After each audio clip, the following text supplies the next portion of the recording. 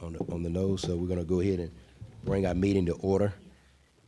Again, thank you so much for turning your cell phones to the silent position. Ms. James, would you please go ahead and please call the roll of our city council? The Honorable Mayor Pro Tem James Whitmore. Present. The Honorable Samantha Hudson. Present. The Honorable Linda J. Davis. Present. The Honorable Alex Heath. Present. The Honorable Hattie Portis Jones. Present. Honorable Ulysses J. Smallwood. Present. Mr. Mayor, you have a quorum. All right, thank you so much. Ladies and gentlemen, would you please stand if you can and ask Pastor Ingrid Thompson from the Harvest Rain International Church, please come forward for our invocation. Good evening. If we can all bow our heads for a word of prayer.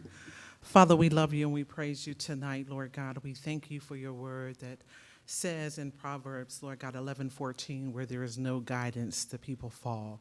But in the abundance of counselors, there is safety. Father, we come before you this night, thanking you and praising you for our mayor, for our city officials, Lord God, for our law enforcement. We thank you for these servant leaders, Lord God, that yield themselves for your will and your purpose.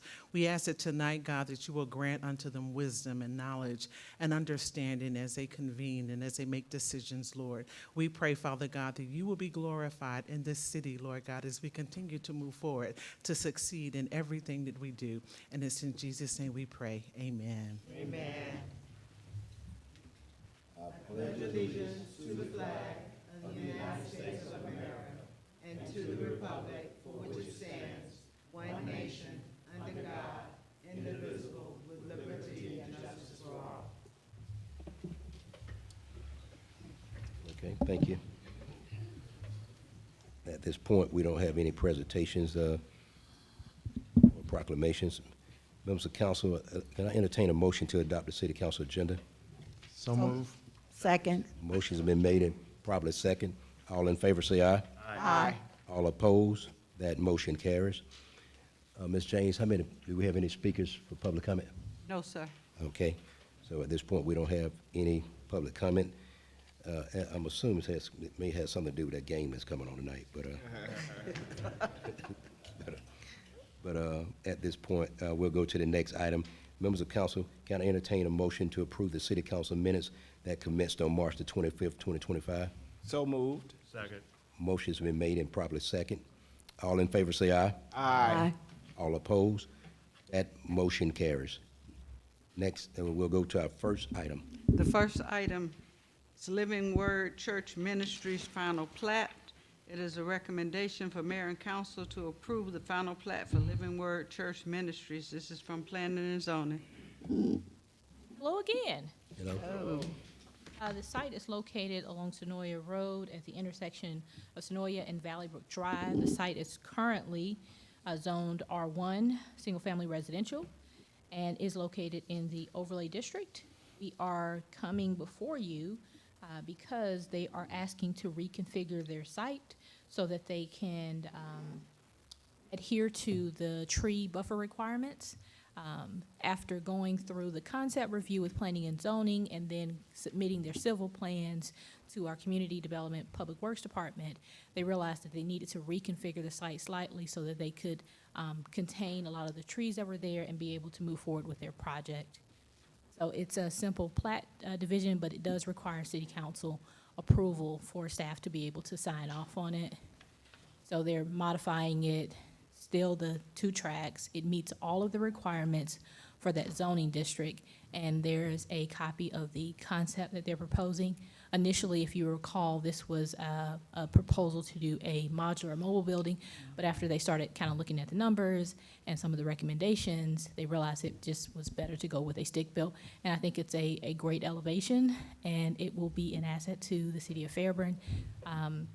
So if there are no questions for staff, the applicant is here and available to answer any questions. I bring the item to the floor. Members of council, you have before you the item that was read for the Living Word Church Ministries final plat. Is there a motion? So moved. Second. Motion is made and probably second. Any questions by council? I do have Yes, some ma'am. questions. We continue to host large construction projects, and we definitely need a house of worship, as many as possible. But I'm concerned our service and our infrastructure.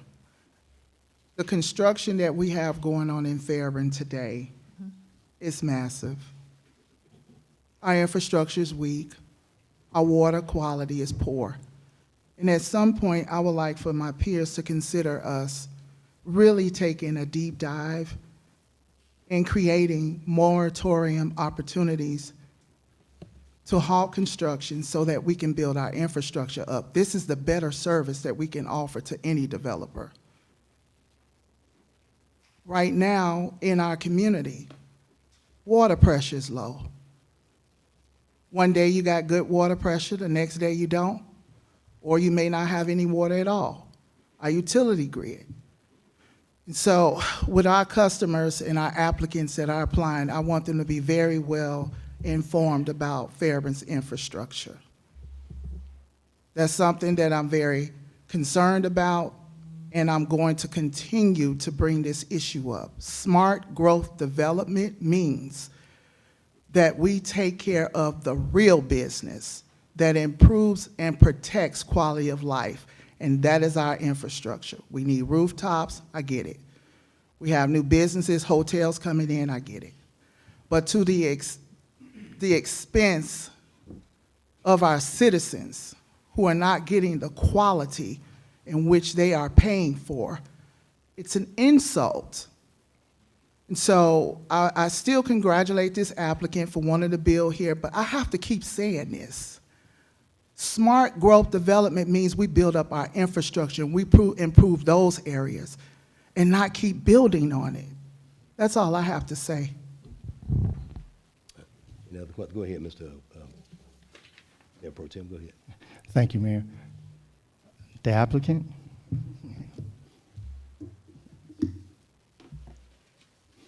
Honorable Mayor, Council.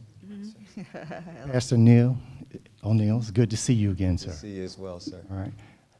I applaud you for what you're doing. Thank you. How you started off in one direction Yes, sir. and now going into another. Yes, sir. So I will say to you, for the record, as you build in the area that you're building, you're going to be adding more sustainability to our infrastructure, all right? Because you're going to be following all the laws and regulations that apply to you in that vein. So I appreciate that. And as I continue to hear council after council meeting about various issues, I applaud staff on what they're doing, as well as we have that penny tax that we're getting for 10 years that helps us with our infrastructure. So as you're coming into the city and you're hearing comments, I don't want you to become alarmed, because we here understand what you're doing, understand how you're doing it, you're following the process, and the key is you're following the process and the laws that govern the city of Fairburn. So therefore, I want to just tell you from the perspective of me sitting here that you will be just fine, sir. And we're looking forward to your house of worship here in the city of Fairburn. Thank you, sir. Ms. Jones? Yes. I too want to applaud what you guys have, what you're presenting to us today. I know it's been a long process, and I truly appreciate the evolution and that you guys were willing to tweak and reevaluate what you were doing based on the questions and the conversations that we have had, all under the guise of the standards that we have established here in the city of Fairburn for building. Yes, infrastructure is an issue, but we can't stop development to do infrastructure. We've got to do those things simultaneously, and that's what the city is doing. We're working in parallel to address some infrastructure issues, as well as to invite new development, and especially those who are willing to abide by the rules that we've established and the type of structures that we want in the community.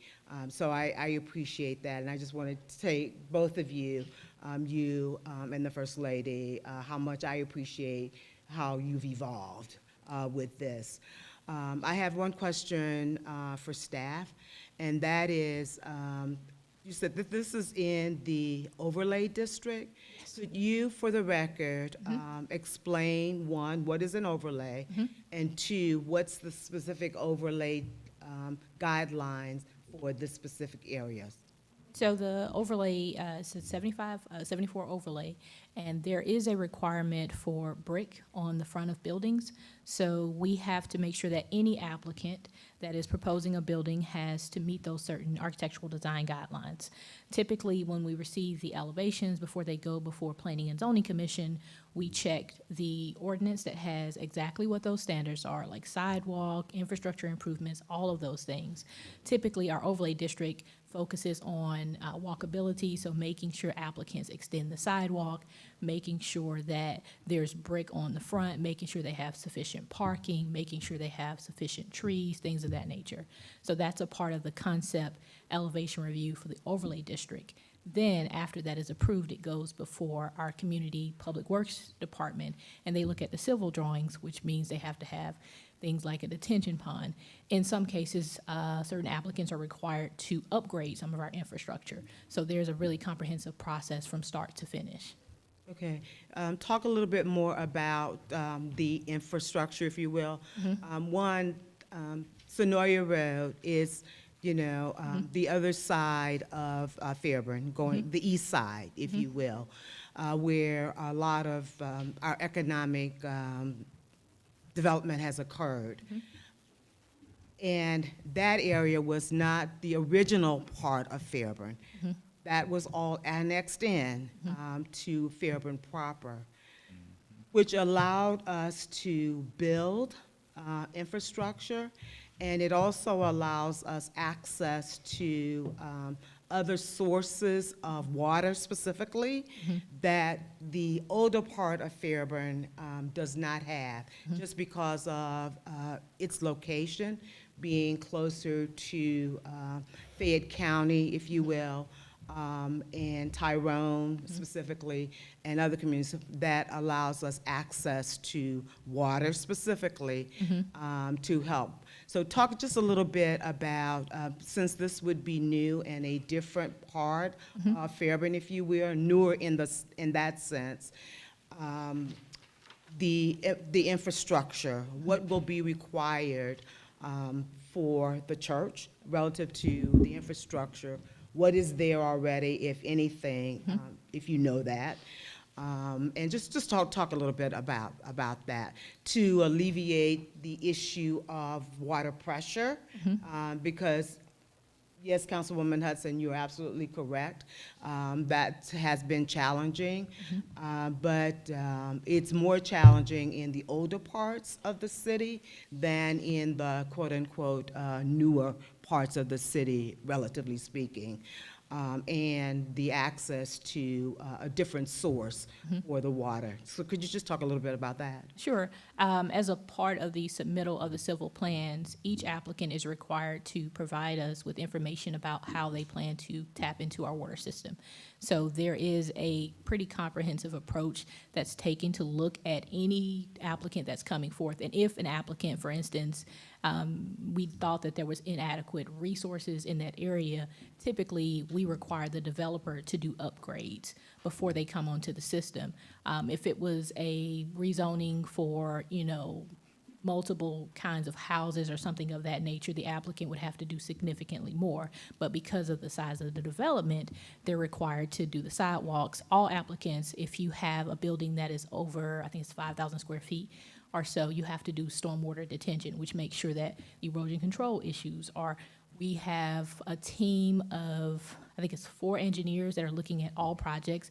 And one of the new initiatives that we've looked at is if we know that a applicant or anyone is coming in, they're going to be a high demand customer, we're requiring flow tests at the concept review.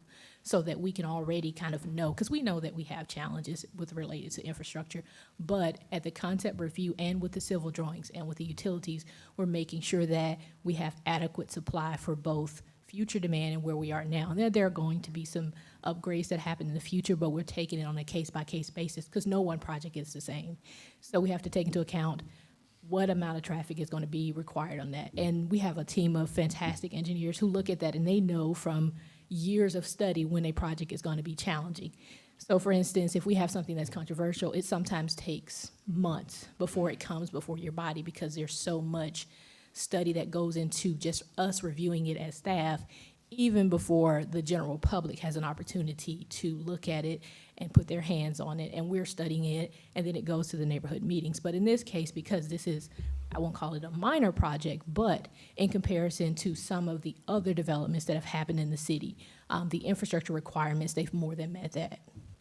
And that, we have different standards now for size of pipes for water sewer, correct? Yes. That didn't exist when Fairburn began. And then, given that this is a place of worship, Sundays for sure, Wednesday for sure, and intermittent hours throughout the week. Is that correct? Right. So low usage, relatively speaking, right? In comparison, definitely. Yes. Okay. So, and your statement about, that we do have to evaluate each project individually because they are different, and because this one is a smaller project with minor usage, relatively speaking, that it should have insignificant impact on water issues. But the main thing is that our standards now are, we have newer standards that they're required to meet that we didn't have, that Old Fairburn exists under. Yes. So thank you. Mr. Thompson and his team, they really do a fantastic job with making sure that any projects that are coming in, that there is an extensive review process. A lot of times developers will call Mr. Phillips on occasion because of how extensive sort of the back and forth is with making sure that we understand kind of where we are, where we want to be, and what, if any, improvements are required as a part of that process. Okay. Well, thank you. And I don't want it to be lost, though, how significant it is that the pastor and his team, how they work with the city to really come to this final project, because this was not what was presented to us initially. And given our guidelines and the quality that this body has established for buildings in this community, that they were willing to work with us to comply with those. And that speaks volume to your wanting to be here. Because if you want to be here, you're willing to work with us. There are those who didn't want to work with us, and they left. And so be it for them, right? Because, as was spoken earlier, we do have a high standard in this community, and we do want to maintain a high quality of life in this community, but we've got to walk and chew gum and several other things at the same time in order to meet all those requirements. And so I think we've made a good effort toward that. So thank you and congratulations. Ms. Davis? Yes, thank you, Mayor. Thank you, staff, for going through that process. I can remember when I first came on board, I literally went over to planning and zoning just to see what you all's process was, and it was very extensive. And all the departments, water, sewer, whatever, is involved in developments when it comes in. And it's even more extensive now because we are able to, prior administration, we were very stagnant with developments for whatever reason. But now we are, people want to be in the city of Fairburn because of our high quality and the level and the process that we encounter whenever we are going through anything. So I appreciate your detail, and I really appreciate Councilwoman Portis Jones asking that question, and you detailing the things that we do prior to an applicant coming before us. Thank you so much. And I do want to say something to our applicant. I want to congratulate you, Pastor and First Lady, I remember the first time you came here and I had an opportunity to speak with you, and what was so impressive to me was that you wanted to be debt-free. You did not want to go into debt. And I know a lot of us, you know, we adhere to principles, financial principles, but to be really adamant about that philosophy as it relates to what you're all about. I certainly appreciated that. I was very impressed with that. And you just did what you had to do, and I'm just excited that you're back. Congratulations. Right, look, I'm just going to mention again, congratulations, Pastor. I just want to mention again, not having seen so many zoning cases, both at the city of Atlanta, Fulton County, and here, of course, here. Not often do I see an applicant do a 180-degree turn, almost on, you know, at the 11th hour, and actually come back with a product that's actually, as far as I would say, more sustainable, and of all words that we just heard, more sustainable. Where we learned. And, and so I want to commend you on that, as well as just want to commend our staff. Looking at all the examinations and the things that we've had to do with the, you know, engineer services, that some of the consultants, some of the in-house, there's a lot of examination that goes through as it relates to making sure you know that personally, and that having gone through it extensively through the city of Fairburn. And let me just say, for some of our men and women that have worked there prior, you know, Ms. Peak, that was prior to this director, I don't know how y'all got in it, how she was able to get anything minimum work done because of the minimum staffing and the requirement, the hours required for the work that was required to be done. And so I commend those men and women that was able to spend countless hours. But as you can see now, we've been blessed to hire some of the top consultants as well as some of the top staff. A lot of what you had to deal with, you was dealing directly with our staff. And so we personally want to say thank you to our staff publicly for being able to bring an applicant back after a complete 180-degree turn in terms of what was submitted. So I want to commend you publicly, Ms. Brookers and your staff, and everyone that had anything to do with it, Lester team and all of it. So I want to just say thank you. Members of council, the item has been made and properly second. All in favor say aye. Aye. All opposed? That motion carries. Next item. The next item is the cascade system for fire station number 23. Requesting mayor and council approval to purchase one cascade system for revolve air systems through the municipal emergency services in an amount not to exceed $85,000 for the fire station number 23.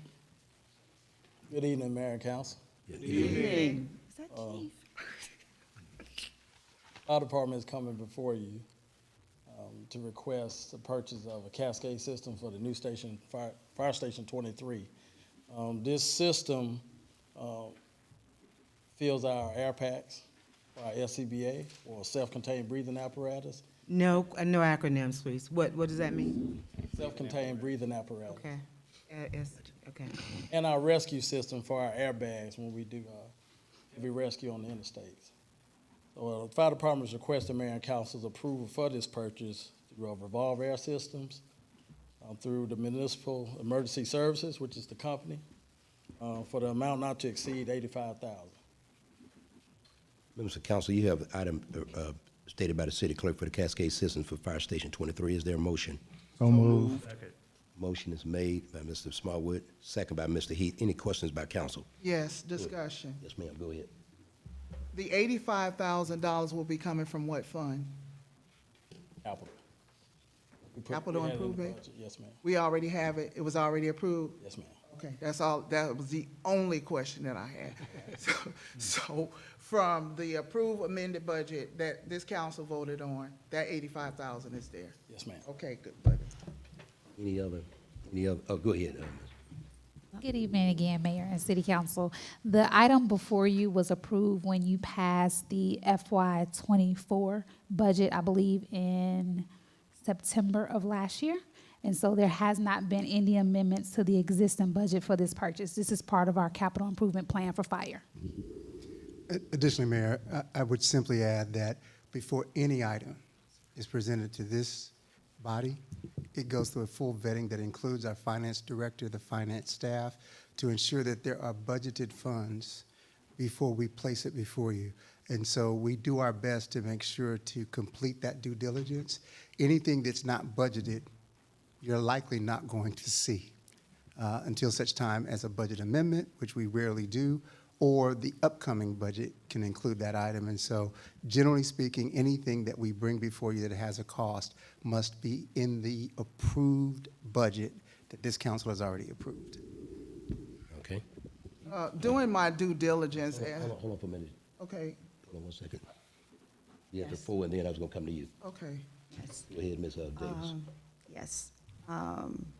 Chief, Yes, ma'am. thank you so much for providing all the background, the detail of what this Revolve Air system does. Prior to that, if you had not, I would not have known what all of this was. So if you could just briefly, for in layman's terms, for those our citizens that are in here or that's listening, just kind of let them know what is this system and why is it extremely important for our fire department. So the Cascade system normally sits when you build new stations. So when the firefighters get back from a structure fire, vehicle fire, we have to put air back in the air tanks or the self-contained breathing apparatus that they wear. So that's one duty of that system. The other is when we have accident with entrapments on the interstate, and I'm just gonna tell the story. If we have a tractor trailer trapped on top of a vehicle, this system supplies that air system to lift them off. Yeah. Thank you, Chief. Ms. Hudson? I just wanted to follow back up with Mr. Phillips. Doing my due diligence, anything that comes before this council that has a price tag on it, I'm going to ask questions because I have not been brought up to speed as I have asked over and over again about the budget. But because I know this man here and the work that he brings to this city and the work that you have brought to this city, and I know your due diligence in bringing any expenditure item for the fire department is going to be on point. I completely support it. Thank you. Any other members of council? Seeing none, all in favor say aye. Aye. All opposed? That motion carries. The next item is the City of Fairburn policy update. This is a request for mayor and council approval to amend the city's personnel policy and procedures to adopt the revised bereavement leave policy, section 2-53-12, and substance abuse policy, section 2-54-20, human resources. Good evening, Mayor, Mayor Pro Tem, members of the council. The two items that are before you tonight are two policies that we have revised. We understand the need to ensure that our policy and procedures are updated. The bereavement leave policy that's before you tonight, the updates that we provided was we removed the probationary period in the current policy, where our employees are not having to wait until they complete a probationary period in order to take bereavement time. It's the benefit that should be afforded to them. In addition to that, we just enhanced the policy a little bit more by adding 2 additional days for those employees who, for example, their immediate family member has passed away and they're out of state, to provide that additional time for them to travel out of the country, things of that nature. The second policy that's before you is our substance abuse policy. We enhanced that policy just to ensure compliance, and also we added things such as definitions to make sure that we had an understanding of definitions that are provided in the policy, such as a medical review officer, what is a substance abuse professional, things of that nature. We also enhanced the policy as relates to self-reporting, refusal to test, and also to ensure the records retention requirement of human resources as it relates to the general schedule. Members of council, you have the item for you to amend the, update the city policy. Update, is there a motion? So moved. Second. Motion is made and second. Any questions about comments of council? Yes. Go ahead, Ms. Hudson. It would be very helpful if the amended policy would have been provided to council for us to review that. You said you're amending the policy on the, right? So do we have a copy of that we can review? Yes, the policies were attached to the agenda item along with the Sorry, ordinances. My bad. I apologize. You don't have to go over it. That's my fault. Oh, no, that's fine. Just wanted to Okay. make sure that you knew they were on the civic clerk Yes, platform. I Yes, ma'am. overlooked it. Okay, any other questions about council? No.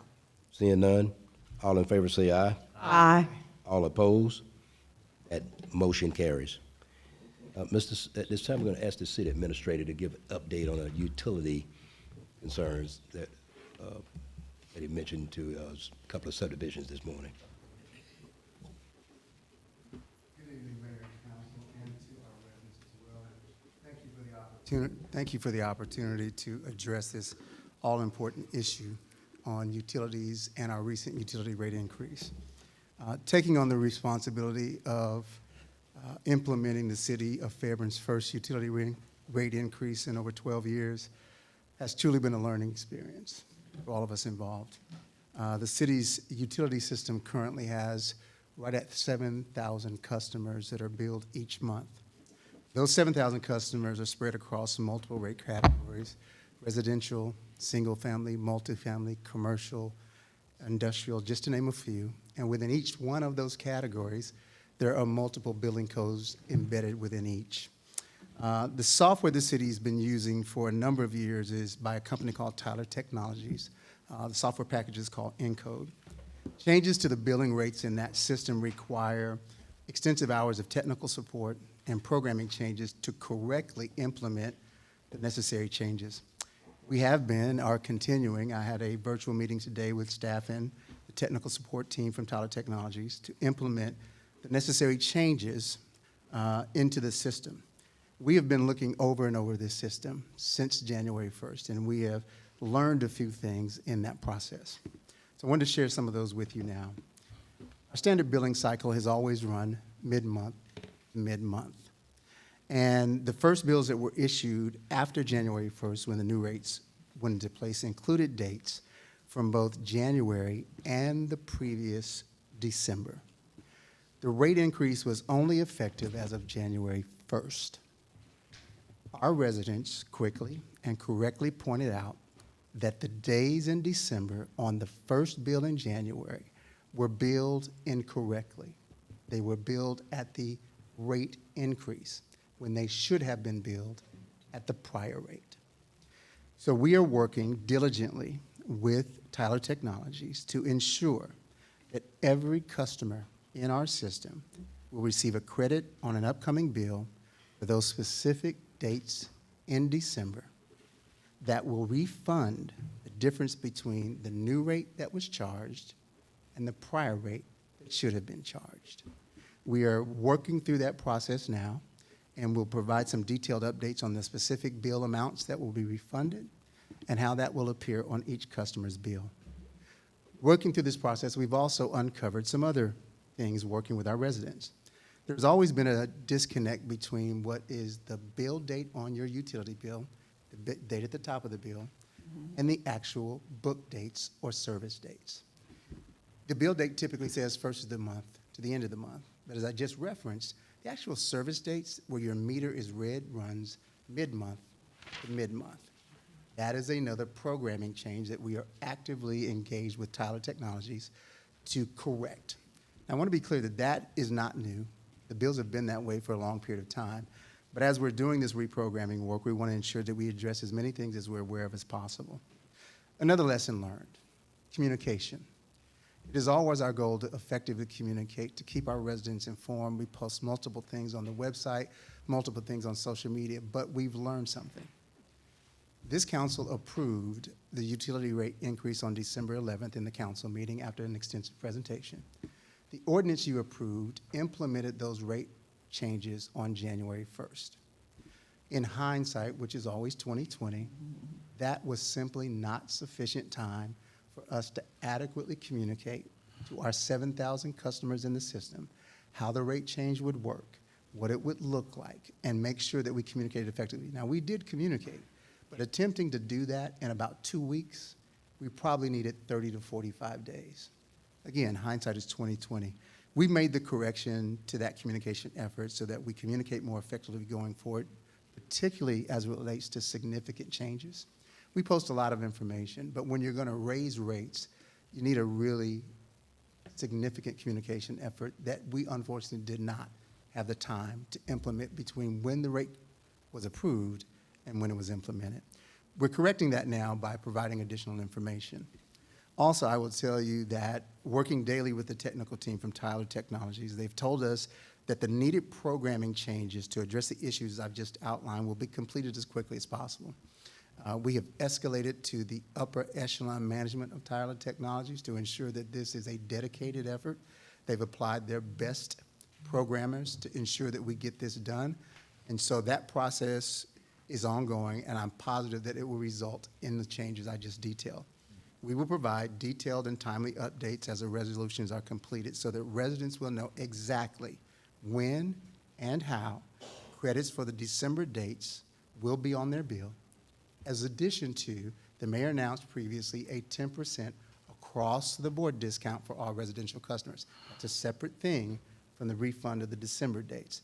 Both of those issues will be on an upcoming bill as we complete the programming changes. Once those changes are completed, we have to test the system. We have to run it several times to make sure that the bills come out correctly for everybody from Duracell to a resident on a specific street.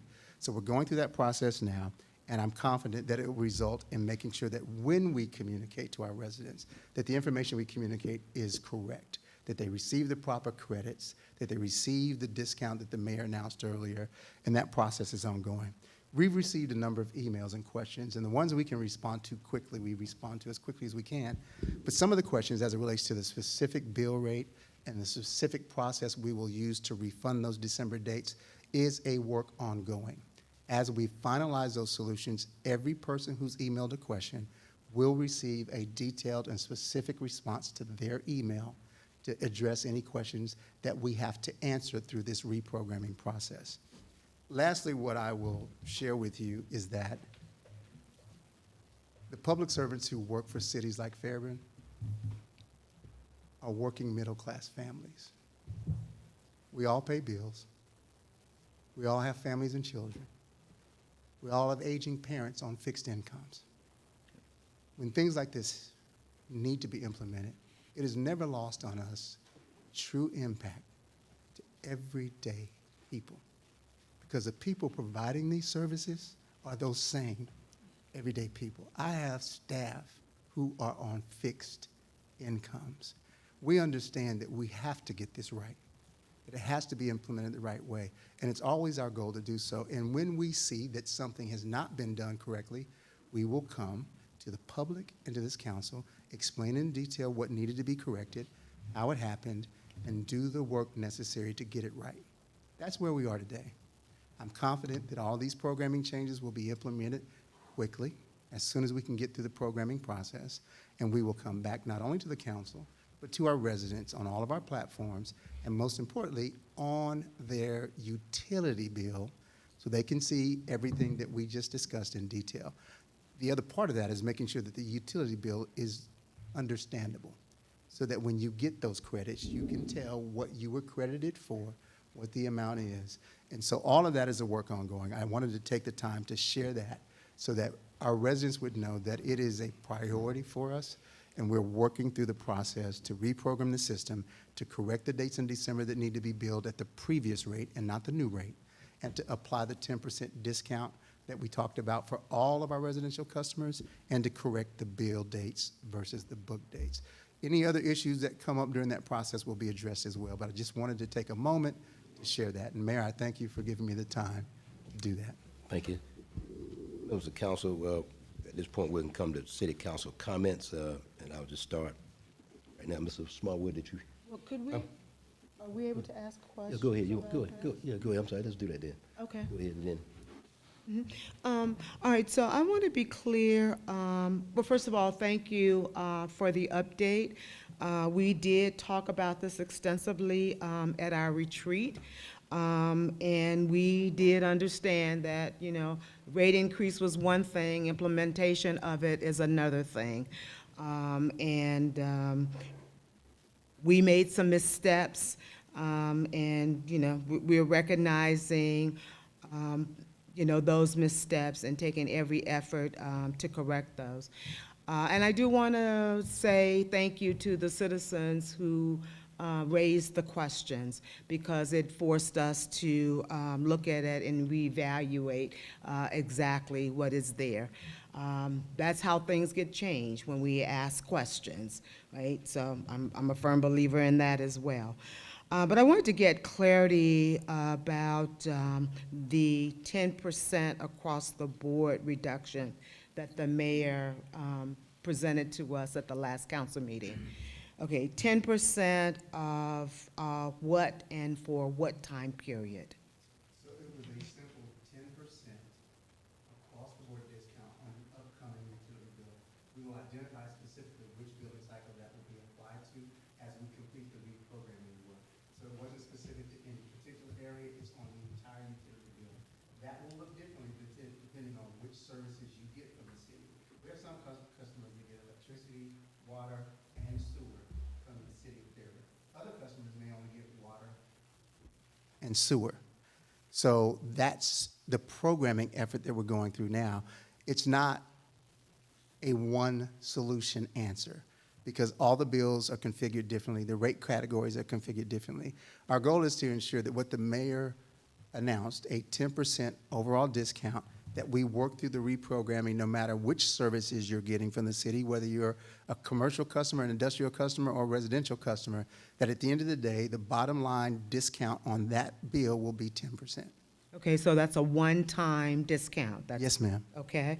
And then restate for me again the dates that were billed at the new rate but should have been billed at the old rate. Absolutely. So for many years, the billing cycle for the city of Fairburn has been approximately mid-month to mid-month. You're always billed for the previous billing cycle. Mm-hmm.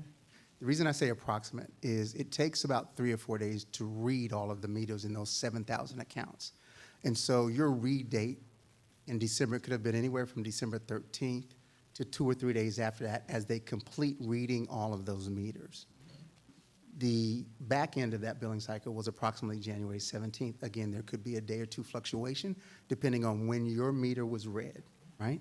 And so for the dates in December that were on that bill, because the bill that was calculated mid-January was for the period from mid-December to mid-January. January 1st was what the ordinance that was approved by council said was the date for the new rates to begin. So all of the dates on any bill that were prior to January 1st, December, mid-month December, December 13th, 14th, 15th to the end of the month, should be billed at the previous rate. That's the programming effort that we're now implementing. The dates from January 1st to the end of that billing cycle, approximately mid-month January, should have been billed by the ordinance at the new rate.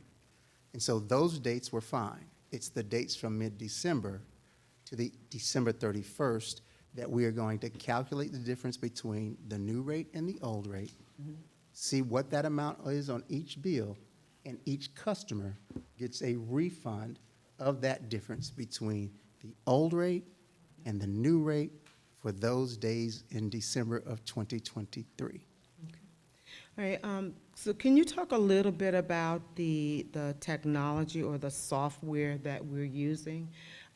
Is it up to date? is that a capital investment that we're going to have to endure at some future date? Yes, it is. So that system was in place when I arrived here at the city of Fairburn. It's been in place for a number of years. We are looking at every aspect of that holistically and looking to go into a process to enter into a bid process that will allow us to vet multiple, they're called ERP systems, to see what is the best option for Fairburn. So that process will be upcoming. As we talk through the FY25 budget process, which is coming up in the next several months, as we enter into the summer timeframe, that will likely be one of the budget items you will see in a proposed budget. I will tell you that typically the implementation of a new ERP system isn't solely about utility billing. It is the same system that our finance department uses to manage the entire finances of the city. So it's one holistic system that has to do multiple things. It not only has to calculate billing rates, but all of our general ledger accounts, all of our financial accounting, all of our billing, accounts payable, accounts receivable, all of that is managed in this same system. So you begin to see the scope of this. It's a pretty extensive process. And so we intend to do our due diligence to allow a bidding process that will allow the city to vet multiple options. We will look specifically at other cities that provide utilities to see what ERP systems have they had success with, which ones are being utilized that are current, to provide the latest in digital capabilities. And so that entire process, from going through the bid process to selecting what will ultimately be the best vendor for Fairburn, and then bringing that to approval to this body, once approved, then you're probably talking a year to 18 months to implement the system, because you have to transition, if there's a change, from the current system into a new system, and it's mapping multiple account codes, multiple general ledger codes. It's a major undertaking, but it's a necessary one. So to specifically answer your question, yes, that is an anticipated expense in the future. We'll define that more as we conduct that due diligence and find what the best system is for Fairburn moving forward. And again, it has to be one that is adaptable for cities that provide utilities, because it's a different process for us than it is for cities that don't. Okay. And so we're looking at every aspect of that. We're early in the process, and so I don't have any specific answers. I have no idea what would be the best option until we do that due diligence. We will have multiple vendors come in and show us what they offer and why it's the best fit for Fairburn. You'll likely see work sessions where some of that information will be brought to you as council members to help you understand what these various systems do and what the pros and cons are to each of those. And ultimately, collectively, the city will have to decide what is the best option for us moving forward. Encode has been around a long time. It's used by other cities. There are multiple versions of Encode, right? So we're on version 9, I believe. There's a version 10 that's web-based. We'll look at that. But we'll also cast our net much wider and look at systems that we've not yet considered to determine, at the end of the day, what is the best outcome for the city of Fairburn. Okay, so what's ERP? What does that stand for? It is a reference to financial accounting systems for municipal governments. Okay. I'm really glad I asked this question, because I wasn't thinking that we were in need of full financial systems, because under the previous administration, we did something. We bought some type of technology that was supposed to help with utility billing specifically. So I'm really kind of surprised to hear you say that. I am and I'm not, okay? But it is good to know that we do not have what we thought we had or what we really needed. And this was another item that we talked about at the retreat, is that as a city and as a governmental body, we have not bitten the bullet, as they say, to invest in technology the way we were supposed to. We have been patching and patching and patching. And here we are. This is like, you know, responding to infrastructure, right? Where we're just patching rather than totally, you know, renovating and putting in all new systems. So we are now at this point where we've got to do this. And as an enterprise, though, and that's one of the things I'll be looking for, how do we segregate the enterprises, electric, and water and sewer, from the systems that are general operations for the city? You don't have to answer that now, but that's Gotcha. part of the evaluation that we need to go through. Absolutely. So to your point about what happened previously, that was before my time. What I saw when I arrived here is that implementation process took ENCODE and put it into our utility billing system when we did not have the software connections to make that work. And so we did a lot of work initially in 2022, just making the two systems integrate and be able to talk effectively to each other. Before I arrived here, there was a significant percentage of what are called manual reads. And that's because they couldn't get the meters, the old meters, to read into the new system, which means technicians had to go out and literally physically, one by one, read the meters. That's a challenging prospect with 7,000 customers. And so we've kind of worked our way through that. We've replaced about 1,300 meters with new meters. We have about 4,000 meters total that we need to replace. We've done about 1,300 of them, so you will see in the future more meter replacement requests in the budget to put in the types of meters that are compatible with current software. Right now, we're still doing proximity reads where there's a device in the meter reader's car, and they ride around a community and they're able to pick up reads, right? Ultimately, the current state of utility billing has what are called AMI systems, where the meters in the ground connect directly to the billing system. So you can literally sit at a monitor in real time, see everyone's usage without anyone having to drive around to every community. That's where we'd like to be. It's going to take some improvements and some upgrades to get us there. That is the most accurate in the current state of the art as it relates to billing systems. And again, it needs to be a holistic solution because all of that connects to our finance system. Though they do different things, they have to be compatible in order for the system to work holistically. Whether it's in the enterprise fund or the general fund, all of that is managed, separate funds, within our accounting system. And so we have to make sure that all of those considerations are planned for as we look to a solution that positions the city to be more efficient, to get utility bills correct. The AMI system I referenced is much more accurate, much more efficient than the system that we use today. Changes like the ones I just talked through, the programming changes would be much more efficient, quicker, and easier to implement in an AMI system like the one I just described. So it will take us some due diligence to get there, but that is an anticipated expense as we move forward. And yes, that is one of those systems that we've been talking about for years. But again, the financial impact on getting that system, we just couldn't afford it. So here we are.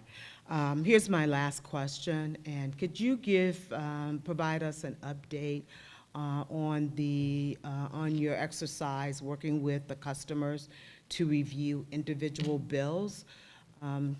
Any stats on how many bills you've reviewed, what you found, what we've learned that we might do differently as a result of that evaluation? And you may have alluded to some of that in your opening. So we maintain a full-time customer service staff that 5 days a week, 8 hours a day, is available for residents of Fairburn to contact to have individual consultation of their bills. That has always been in place for the last several years. We've added, I think, one position to that to ensure that we have adequate staffing there and may need to add several more. We'll talk about that through the budget, but that is accessible 40 hours a week to any resident. And so Those consultations happen on a daily basis. Specifically, with one of our communities, the Magnolia communities, we set up 2 opportunities for them to come here to City Hall.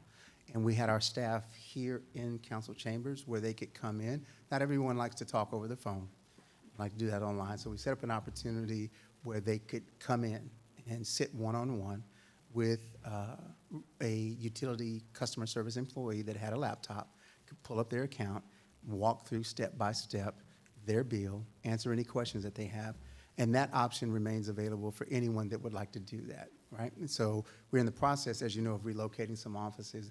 As we complete that, utilities will largely be in this building and will be accessible to anyone who needs to come in, meet with a utility customer service person if they want to do that in person. And we're always available, as I mentioned, for citizens to call in and get consultation.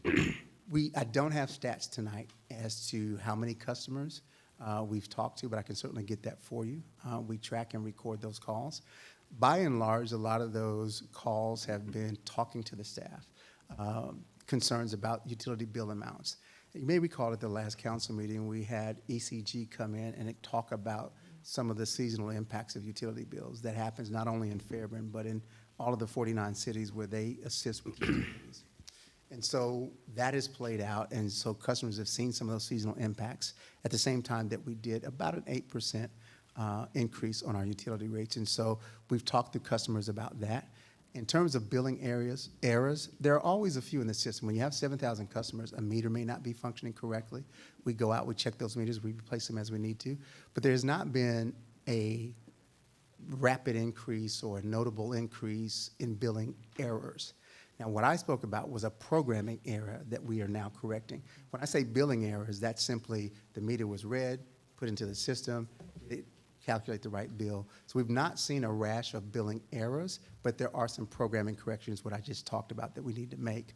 And so that resource is always available. We try to be as accessible as we can to any resident. Okay, and did we establish at least one time in the evening for Absolutely. residents to come in? Okay. Absolutely. We were here, I think I stayed with the staff that night. We left here, we started about 4 o'clock in the afternoon. We left almost, not quite 9 o'clock. And so we knew working families, like all of our staff, you can't come in the middle of the day. We did do one in the midday because for those who are retired or don't want to get out in the evenings, we did one in the daytime and we did one in the evening time, because we know that not everybody's accessible at the same time.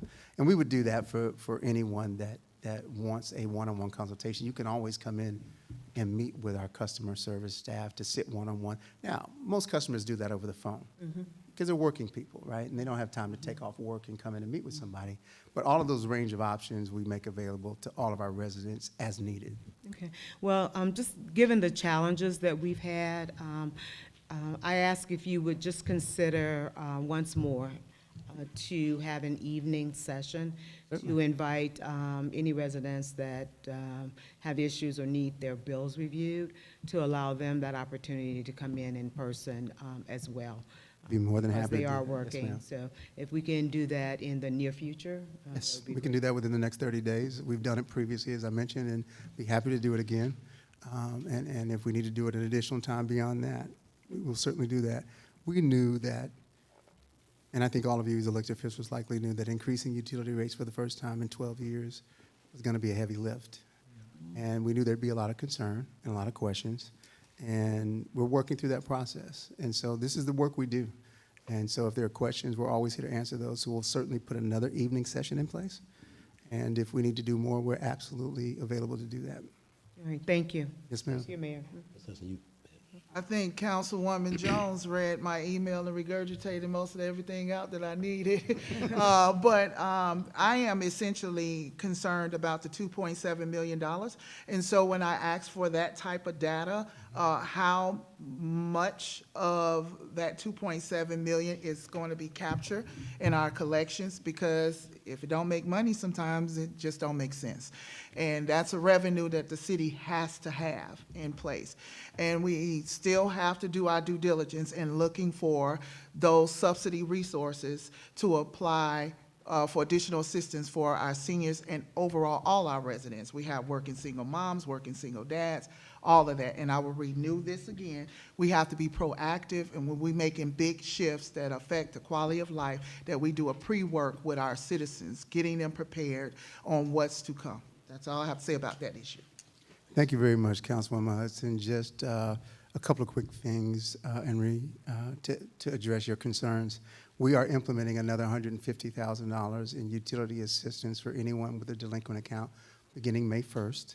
And so that, I see No, I'm you. serious. I see you, and I understand. I wasn't laughing facetiously, so I understand. So that will happen May 1st. We did $250,000 in November, so this will be total about $400,000 in the last 6 months to help residents who are in arrears. We also work with LEHOP and LEWOP. We had utility assistance at the annex, many of you may recall, just after the first of the year. We will bring them back for a summer round as well and look for any other options to provide assistance to working families with their utility bills. In addition to that, the $2.7 million, that deficit comes from the fact that we paid a certain amount for the utilities that we provide to citizens. And because our rates had not been adjusted, our billing amount was $2.7 million less than what we paid for the energy.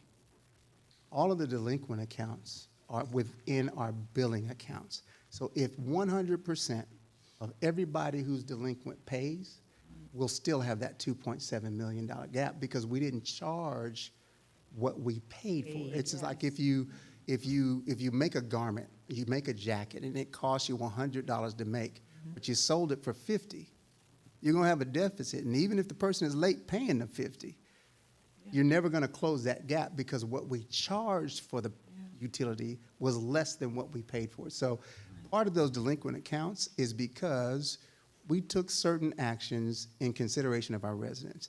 It started during the pandemic when we stopped actively implementing the 7-day cutoff that has always been the policy in Fairburn.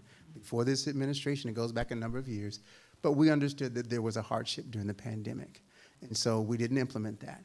Now, as we are not, COVID is still here, we all understand that, but we're not actively in a pandemic, we need to consider moving back, and so we have not been actively cutting off customers who are delinquent, and that's something that we will come back to council and have that discussion about when we should go back to implementing the standard policy that has always been in place. And so we chose not to cut off people in the middle of the winter when utility bills are high and families need heat. And so there's a balance. And I hear you, Councilwoman Hudson. We need to collect those delinquent accounts. And I'm paying mine up I understand. as much as I can. And if Brian, my finance director, was here, he bangs that drum with me every day. We need this money. You're absolutely right. And so we intend to collect on those, but we want to do it in a way that is reasonable. And so putting that $150,000 of additional help out there is our way of saying, hey, if you need some help, here's another effort by the city to try to help you get caught up. So that when we do go back, that's why we started with the original $250, because we knew there were delinquent accounts then. And a lot of people got help. Hopefully this next $150,000 would help a lot more of our residents. But after that, we will have to come back and discuss with you as council members moving back to our standard billing policy. Now, that will result in people's utilities getting cut off. And I want to be very clear that that's what that means. When you say, if you're 7 days late and if we follow the policy and we do it consistently, then on day 8, your service gets interrupted. Now, I will tell you this. I'm a Greystone customer. You don't get 8 days with Greystone. When they tell you that bill is due, and they can do it from the headquarters. They don't even have to send anybody to your house. You will come home and it's dark. They don't do no kind of grace. Georgia Power is the same way. Click, you off. You know what I'm saying? And so, again, we're different by choice. And at some point, we'll need to address those delinquent accounts. But that's the context of how we got here with delinquent accounts. And it's not percentage, and I don't have this with me. It's not a huge percentage. It's not like 50% of our accounts are delinquent. But there are some.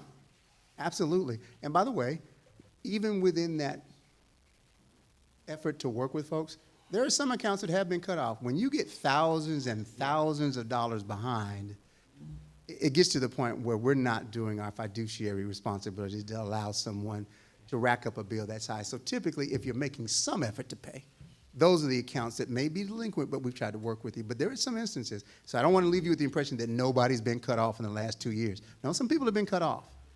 Because once it got to a point where it was literally in the thousands of dollars, we had a responsibility to address those. But folks who were a few $100s behind, did we go in and cut them off?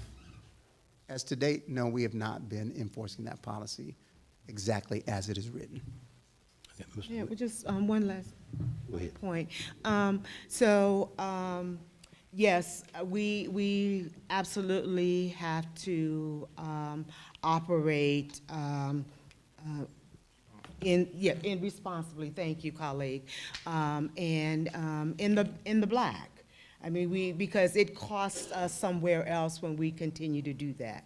It is all about trying to find a balance to do all of these things. And so I ask you, we've also talked about that we need to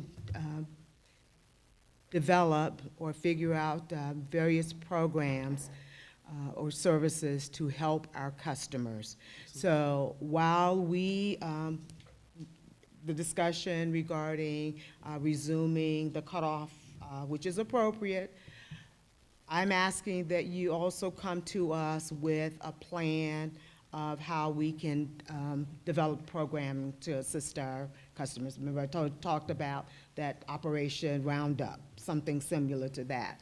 And there's various other programs that utilities have used across the country.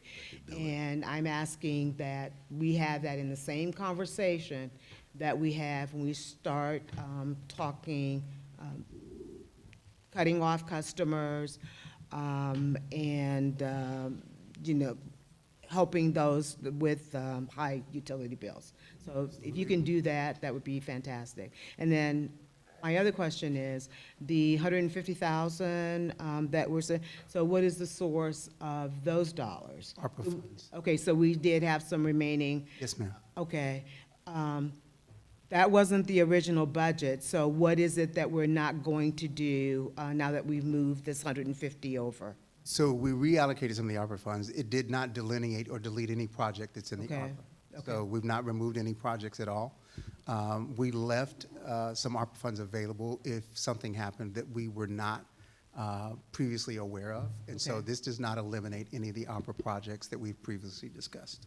All right, and is it true that this is the last year for ARPA dollars, that we must expend all of the monies that we've received from the federal government under ARPA by the end of, December 31st, but they must be encumbered prior to that, right? That is my understanding. I'll confirm Okay. that with the finance director, but that is my understanding as well.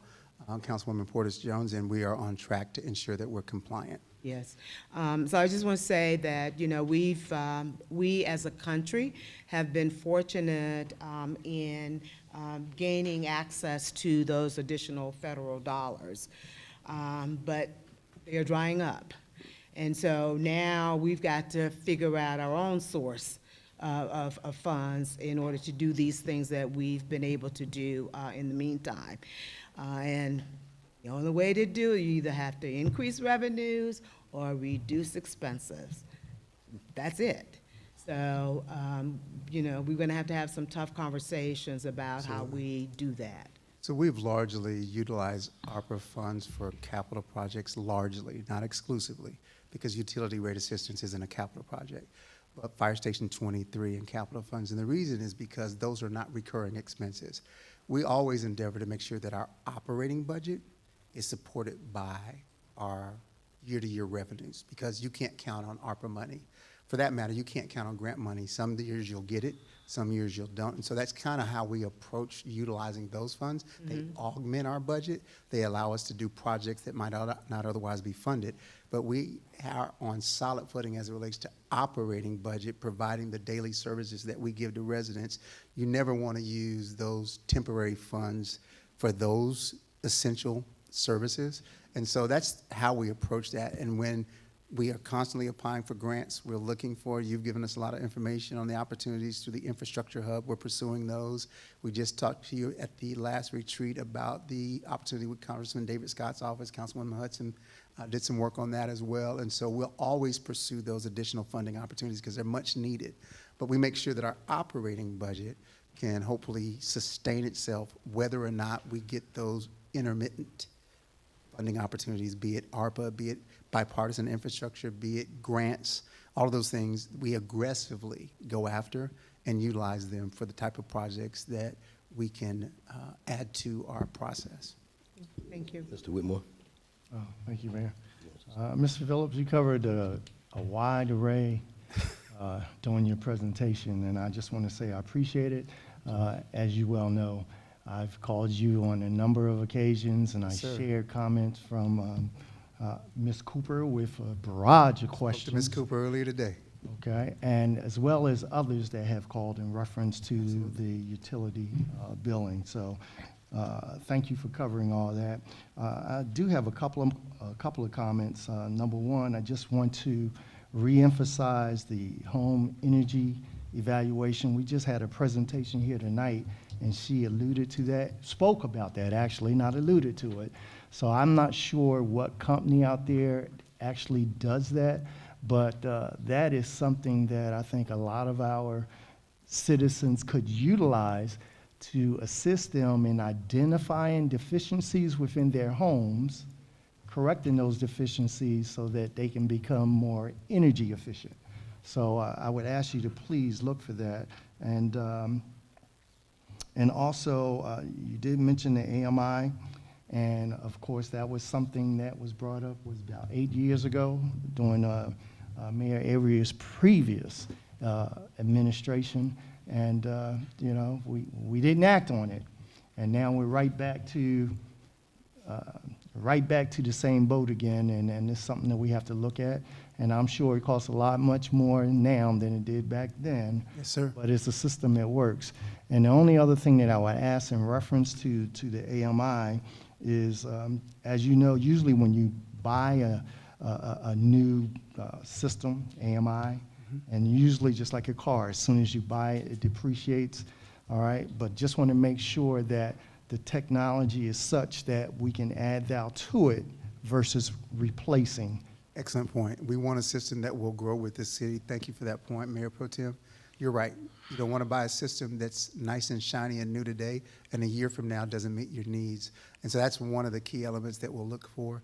If I could, I wanted to circle back to your question, Councilwoman Portis-Jones, about ARPA funds.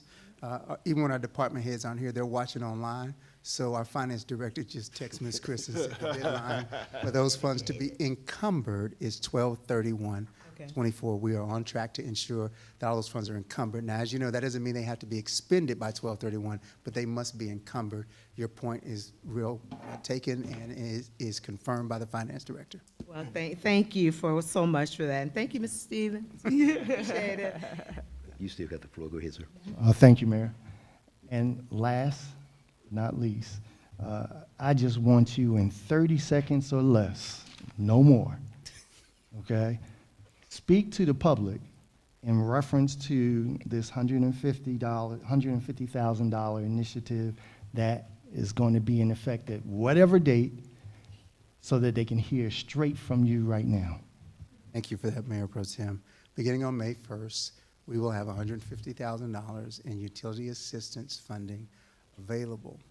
Any of our residential customers who are in delinquency, meaning you are not current on your utility bills. Now, I want to be clear that this money is earmarked for those who are in arrears. When we did this in November with $250,000, we had some folks who were frustrated with us because they weren't delinquent, but were frustrated they couldn't get money even though they weren't delinquent. So I want to be clear that this is for those who are in a delinquency status. You simply come to City Hall. We will post information on the dates and the times.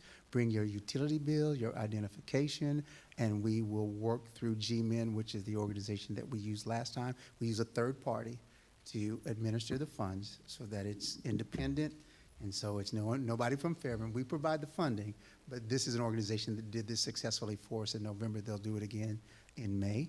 And so more details will be issued on prior to May 1st. We'll start posting information on the dates and the times that you can come to City Hall and make application, and the funds are available until they're exhausted. Okay. Thank you. It was a little more than 30 seconds. It was. So what I, Can you provide us the criteria for that? Criteria? Yes, Yes. yes. Yes, ma'am, we will. Okay, thank you. Absolutely. I'm going to make my comments, and then we'll go to council comments in 2 minutes. And let me just say this much, ladies and gentlemen. First of all, in all fairness to Mayor Hurst, I'm glad I wasn't the mayor during the pandemic. A lot of services that, in this case, that we're trying to repair or trying to upgrade, it will, unless you already had the personnel on staff, qualified personnel, to address this. In all fairness to her, there's nowhere in the world you could have done this efficiently and effectively, and that's just all fairness to her. When we came in, you heard me talk about it in my inaugural address from people, a lot of folk, in this case, the staffing was a problem, believe it or not, during the pandemic. I endured that at Fulton County with an operation that I run. And so between staffing, equipment, one of the areas in particular you heard us talk about tonight, one of the things I mentioned in great depth was the IT. In this case, we now have an IT department. I don't, truthfully, being basically forced to lean on a third party to basically ensure that IT and cybersecurity was in place and kept in place, it was a risk. Look at what Fulton County literally is going through as we speak. And so I just looked at, and then the last thing, when I came in 2 years ago, I told council that of all the different areas, and I mentioned during my inauguration, I said there's 2 areas that is going to be a hurdle. You heard Mr. Whitmore mention it, actually, when I tried to bring this around my first administration. I said, ladies and gentlemen, we can't go 4 years and not address utilities. You can't do it because of the impact, the negative impact that it will have to our bond rating alone. And as it relates to, you heard Ms. Hudson talked about water and stuff like that. And so that's an area, this is not a new problem, but it's a thing I want to commend our city administrator and our city staff, where negotiations that we're having, I won't say what they are publicly right now, negotiations and meetings that are happening right now to ensure that as our city explodes right now in economic development, that we can actually address this with a very effective and efficient manner. And so again, I say this in all fairness to the last administration. I can't imagine what it would have been like coming in as a new mayor, having to deal with all this, having no government, having no experience at this position as mayor. And so lucky for me, having been a member of the U.S. Conference of Mayors, I was able to ask mayors from all over the country, even in the first year back, in terms of give me an idea how you approach this, how you approach that program. So I've been blessed for the most part that we've been able to hire some of the top personnel basically in the metro area now for almost every different. I guess we'll introduce them at a later date. We've got a new utility director now. And so now I'm very proud of the credentials that this gentleman has now brought to the city of Fairburn. So he got here just in time after the council had already voted to address the problem. And so I just want to say again, so members of council, I'll go to council comments. I'll start with, we'll go with a 2-minute interval. Mr. Small, will you start, sir? All right, real briefly, thanks everyone who came out. I want to congratulate Pastor and First Lady, what seems to be like the 3rd or 4th time us congratulating you, but it seems like the building looked really, really good. The renderings look great, so hopefully we'll be in there. I say we because I'm going to visit worshiping soon.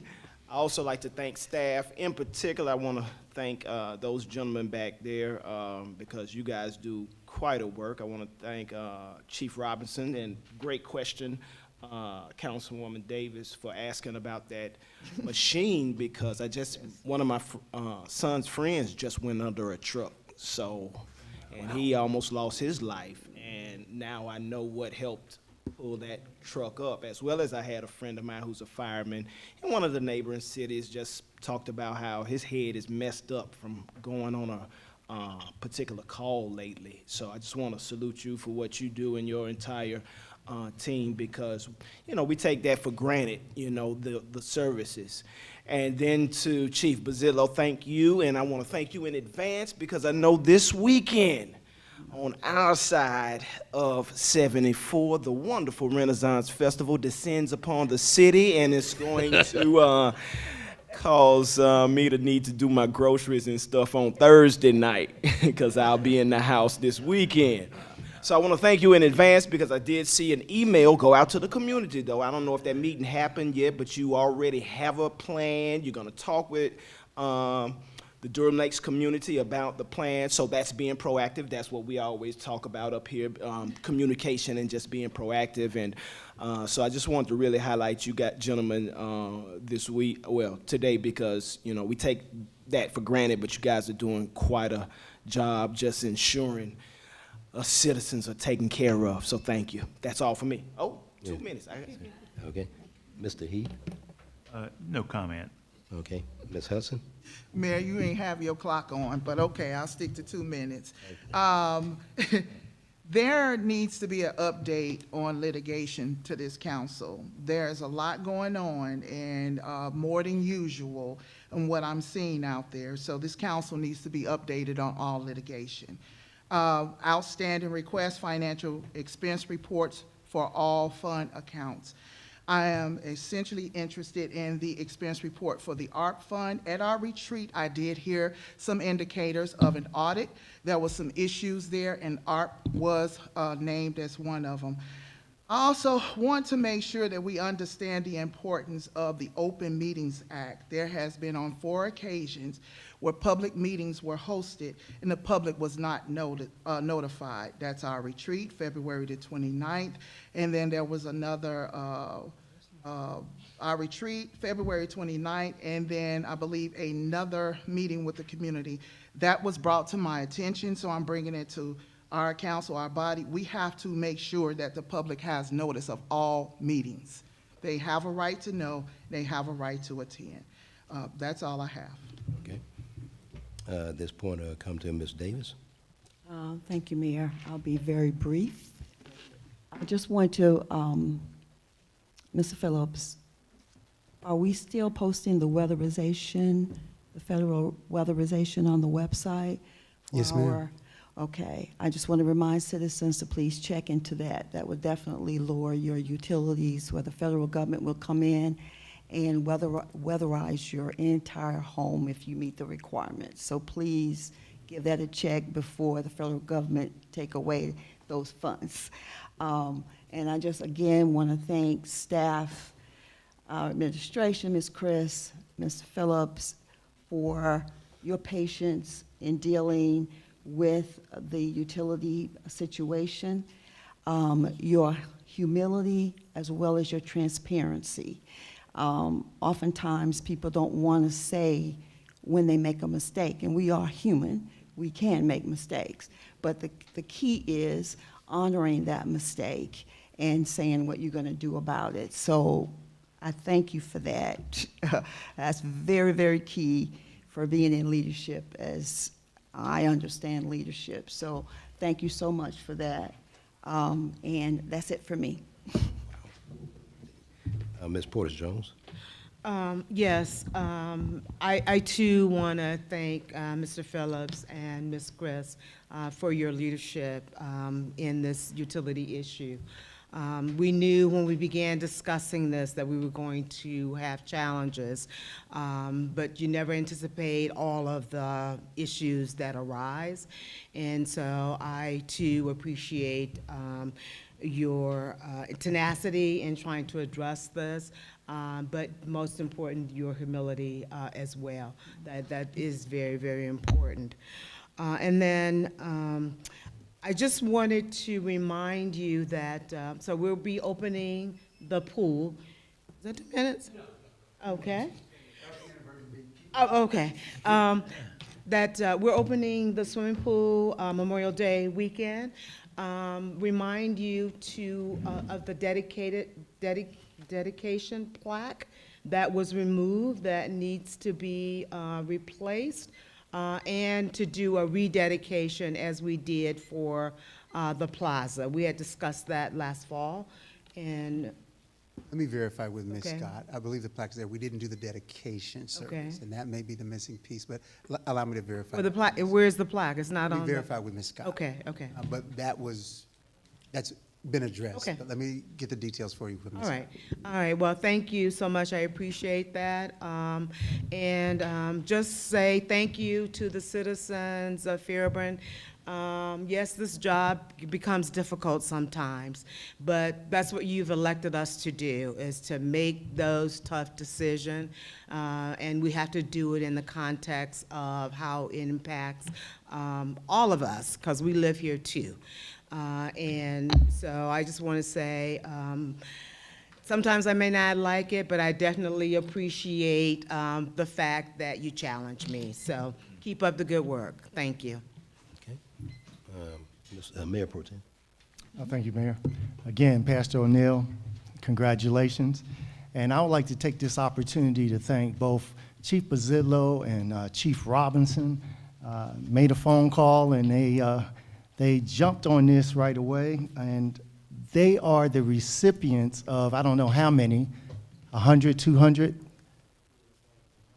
100, over 100 jump starters that was donated by Elizabeth Baptist Church Cares. And as soon as I got the phone call, as soon as I received the phone call from Mr. and Mrs. Mabel and Harley Curtis that lives in our city, and shared that information, and just to let you know, they said everybody in Fulton County is coming and picking up these things, but nobody from the city of Fairburn. So they immediately reached out. Both our chiefs were agreeable, and Chief Bazzillo wasn't available, but Chief Robinson and his deputy chief and some of the guys from the fire department, they came out with the fire truck, a couple of pickup trucks, and we loaded that equipment down and brought it back to the city. And there's a picture of just the police department, I believe. Yes, just the police department. Police and fire. But I just want to say thank you for taking my call, number one, coming out there to retrieve it, number two, and taking care of our first responders, both in PD and FD. I appreciate it. Ms. Curtis and her husband appreciates it, and also Pastor Oliver appreciate it. So EC Cares, Elizabeth Church Cares, and we just want to thank you. If anybody's out there listening, thank you for the donation. The city of Fairburn appreciates it as well. Thank you, Mayor. Thank you. And ladies and gentlemen, I just want to mention two comments. The State of the City address is Monday, April the 15th at 7 p.m., Open Word Christian Ministries. I want to personally invite you to come and hear what took place in 2023, and you will see the work of the City Council, the legislative body, and all of the personnel that we've talked about as related at the department head. Please come and invite your friends. We would love to see you there. 7 o'clock next Monday night at Open Word Christian Ministries at 6250 Highway 92.